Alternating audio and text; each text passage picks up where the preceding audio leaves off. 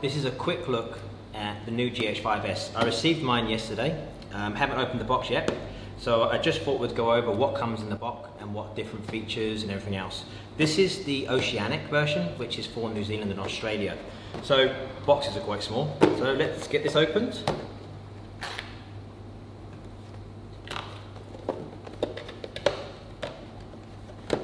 Okay, so first off we have instruction manual and guide to 4K photo. So I've got a camera above me as well. So this is being filmed on the Lumix G9 and above me is the GH5. What else do we have? Okay, so we have the neck strap. Would be nice if it said GH5S, like the Nikon say with a D3, then they make a D3S or a D4S. They have a little S on there, but it's still a nice neck strap. I don't personally use them. I use Peak Design. I use their wrist straps and their little tiny dongles that hang on the side because it means I can just take the strap off when don't need it. For when video works, so it's not flapping around or anything. I don't normally use a neck strap. What do we have in the box? Okay, we have a USB to USB-C cable. The actual camera, the GH5S, is the same as the GH5. They both have USB-C, which is great. You can't charge the battery inside the body, but what it does mean, especially because I'm an Apple user and I use the new MacBook Pro with USB-C, I can just unplug my charger cable, shove it straight into the side of the camera and have access to the camera and all the images and video on there. So again, USB-C, but I probably won't use it. We have a USB to micro USB, which this is for the new charger they have. The charger is here. So they now, all the Panasonics, the G9 and the GH5S come with this new charging block, which is a USB charger. So you plug the mini USB in there. Again, it's great for traveling. I just take a USB charger with me now. I don't have to take all these different cables and everything else. So that makes life a little bit easier. The G9 comes with the exact same charger. We have here, and I'm going to check what this is actually called, so I've got it on my iPad. This is a Bnc cable. This is for coding video, so it has a time code to line up. It's not something that I use, so again, I won't open that one. This is great. This is a cable lock that screws into the side of the GH5 and the GH5S, obviously. This is it here, so this screws into the side and it locks the cables in place so they don't wiggle loose. A nice feature to have, and the fact that the actual screws are metal just makes it a little bit more secure. You're not relying on a plastic screw thread. USB. So this is the USB charger, just a standard USB charger. Again, you can take one of these and you can charge all of your batteries. The G9, I believe, I haven't tested it yet, but that actually charges the battery in the camera, so you can actually charge that from a USB bank.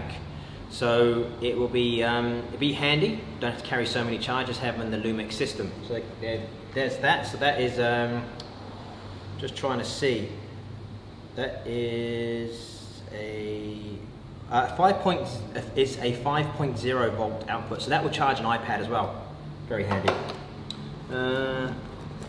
Battery, standard Lumix G9, G4 I believe, GH5, GH5S all use the same battery.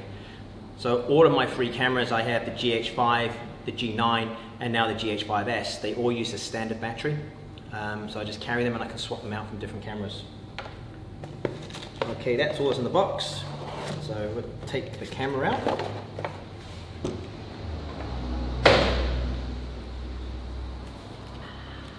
Obviously I've seen this camera before. I had a test model from Panasonic to test for a few days.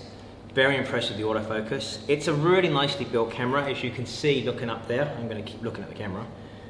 Don't need that.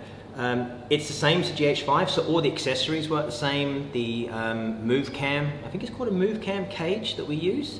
The XLR module, audio module that goes on the top, and also I use a battery grip on most of my cameras. I'm just used to that. So again, the same battery grip for this camera also works on this camera and the GH5. The features I like is the nice red button. It feels like it's aluminium or aluminum if you're in America, which is just a nice feature, and it's easier to see. Plus they make the two cameras look different, slightly different to each other, but not too much, so you know which camera you're picking up. It's yeah, it's a nice camera. It's a nice size, very well built. I think it's magnesium alloy throughout. The grip is nice and deep, so you get a good grip on it. It's the video that I tested on the low model. I did find the autofocus a lot better, and I have been talking to Panasonic to find out the reason for that, because the G9 actually has autofocus tracking that is better than the GH5, and the GH5S again has better autofocus tracking.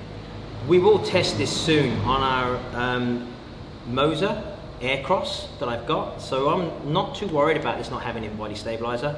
For run and gun situations, I use my GH5 or my G9. For production work, when I want much smoother video and more control, then I use the Moser Aircross, and this is going to be great for that. The autofocus for interviews, being able to follow the person around and the camera keep lock on them will be great, but I will be testing that. So this is just a quick look at the new GH5S Oceanic version, which is for New Zealand and for Australia. I think they're all the same, it's just the charger is slightly different, it has slightly different pins on it. So I will do a review soon, but thank you for watching the video. If you'd like to leave me a comment or leave me a message or give me some feedback, that would be appreciated. And I'll see you again soon. Thank you for watching.